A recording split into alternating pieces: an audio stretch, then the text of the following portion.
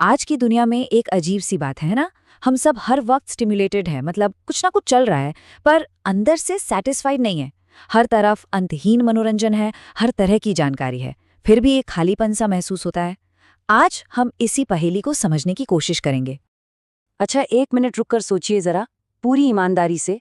पिछली बार ऐसा कब हुआ था जब दिल से, मतलब एकदम गहराई से, आपको संतुष्टि महसूस हुई हो? मैं एक्साइटमेंट की बात नहीं कर रहा, मैं सच्ची गहरी संतुष्टि की बात कर रहा हूँ। ये सवाल थोड़ा मुश्किल लग सकता है, पर इसका जवाब बहुत कुछ कहता है। अगर इसका जवाब सोचने में मुश्किल हो रही है, तो यकीन मानिए, आप अकेले नहीं हैं। ये आपकी विल पावर की कमी नहीं है।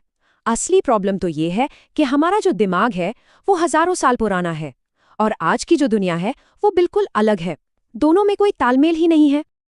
तो चलिए सबसे पहले एक बहुत बड़े मिथ को, एक गलतफहमी को दूर करते हैं। ये समझना बहुत जरूरी है क्योंकि सारी कहानी की जड़ यही है। हाँ, आपने सही पढ़ा। डोपामाइन वो नहीं है जो हम में से ज्यादातर लोग समझते हैं। और बस ये एक छोटी सी बात हमारे हर अनुभव को देखने का नजरिया पूरी तरह से बदल सकती है। तो फिर डोपामाइन है क्या? देखिए, इसका असली काम खुशी देना नहीं है। इसका काम है आपको किसी चीज के पीछे भगाना, आपको मोटिवेट करना। सोचिए हमारे पूर्वजों के बारे में। खाना ढूंढना था, शिकार करना था, ये जो चलो करते हैं वाली जो ड्राइव थी ना, वो डोपामाइन से आती थी। और यहीं पर आज की दुनिया का सबसे बड़ा ट्रैप, सबसे बड़ा जाल छिपा है। समझने वाली बात यह है कि डोपामाइन का सबसे ज्यादा मजा चीज मिलने पर नहीं आता, बल्कि उसे पाने की उम्मीद में उसके ठीक पहले आता है। मतलब हमारे दिमाग को मंजिल से ज्यादा सफर पसंद है, और यही वजह है कि हम स्क्रॉल करते रहते हैं, क्योंकि अगला वीडियो देखने की जो उम्मीद है वो वीडियो देखने से ज्यादा मजेदार लगती है। अब देखते हैं कि ये चीज हमारी जिंदगी में एक ऐसे चक्र को, एक ट्रेडमिल को कैसे जन्म देती है, जिस पर हम बस भागते रहते हैं पर कहीं पहुंचते नहीं। ये एक 4 स्टेप का लूप है, एक बायोलॉजिकल ट्रैप है। देखिए ये कैसे काम करता है। सबसे पहले आता है एक ट्रिगर, जैसे फोन पर कोई नोटिफिकेशन। फिर बूम, स्टेप 2, उछाल। इनाम की उम्मीद में डोपामिन एकदम से भर जाता है। लेकिन जब ये बार बार होता है तो हमारा दिमाग अनुकूलन कर लेता है, मतलब उसे इसकी आदत पड़ जाती है। और फिर आता है चौथा और सबसे मुश्किल स्टेप, लालसा।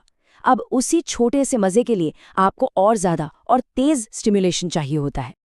और इस ट्रेडमिल का सबसे खतरनाक नतीजा पता है क्या है? हम टेक्नोलॉजी का इस्तेमाल खुशी पाने के लिए नहीं, बल्कि उस बोरियत और बेचैनी से भागने के लिए करने लगते हैं जो इसके बिना महसूस होती है। ये कोई कमजोरी नहीं है, ये सीधी साधी बायोलॉजी है। तो सवाल ये है कि इसका हल क्या है? हल है इन 2 शब्दों के बीच के फर्क को समझने में, आनंद और संतुष्टि। चलिए इनके बीच के गहरे अंतर को समझते हैं।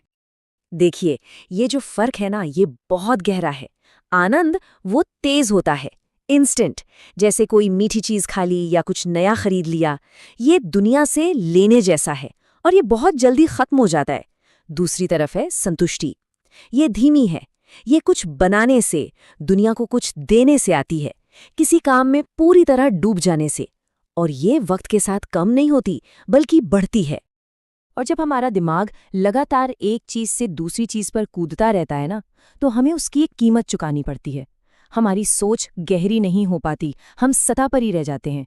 किसी एक चीज पर ध्यान लगाना नामुमकिन सा लगने लगता है। हम हर वक्त मानसिक रूप से थके हुए महसूस करते हैं।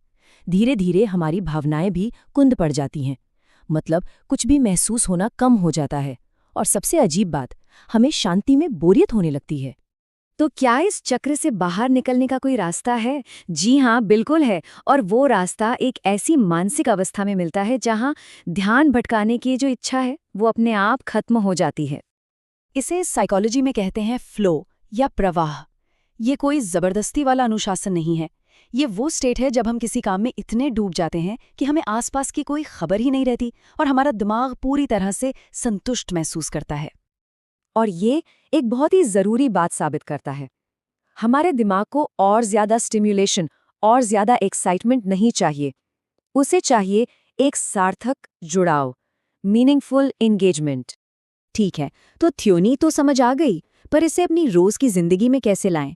चलिए 3 बहुत ही प्रैक्टिकल तरीकों पर नजर डालते हैं जो हमें असली लंबे समय तक टिकने वाली संतुष्टि दे सकते हैं।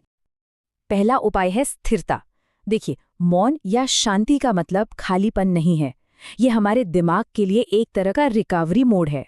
जैसे हमारा फोन चार्ज होता है, वैसे ही दिमाग को भी रिचार्ज होने का वक्त चाहिए। बिना किसी इनपुट के बस थोड़ी देर शांत बैठना या टहलना, ये हमारे नर्वस सिस्टम को हील करता है। दूसरा उपाय है जुड़ाव, असली वाला, रियल लाइफ वाला। हम इंसान सोशल प्राणी हैं, हमें एक दूसरे की जरूरत है। किसी से आमने सामने बात करना, उसकी आंखों में देखना, उसकी मौजूदगी को महसूस करना, ये एक ऐसी इमोशनल सेफ्टी देता है जो डिजिटल दुनिया कभी नहीं दे सकती। और तीसरा और आखिरी उपाय है उद्देश्य, एक पर्पस होना। पर्पस का मतलब सिर्फ मोटिवेशन नहीं है, इसका मतलब है एक दिशा। जब हमारे काम हमारे वैल्यूज से, हमारे उसूलों से मेल खाते हैं, तो हमारे अंदर एक ऐसी खुशी पैदा होती है जो बहुत स्थिर होती है। वो बाहरी चीजों पर निर्भर नहीं करती। तो आखिर में बस यही याद रखना है कि सच्ची संतुष्टि जो है ना, वो कोई लॉटरी नहीं है जो अचानक लग जाए। वो धीरे धीरे चुपचाप बढ़ती है। इसका मतलब ये नहीं है कि आप टेक्नोलॉजी छोड़ दें, नहीं। इसका मतलब है उसे खुद पर हावी न होने दें। स्पीड की जगह गहराई को चुनें और एक्साइटमेंट की जगह मीनिंग को। अगली बार जब आपका हाथ फोन पर अंतहीन स्क्रॉलिंग के लिए बढ़े, तो बस 1 सेकंड के लिए रुकिएगा।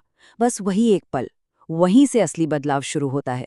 क्योंकि संतुष्टि चिल्लाती नहीं है, वो तो चुपचाप बढ़ती है।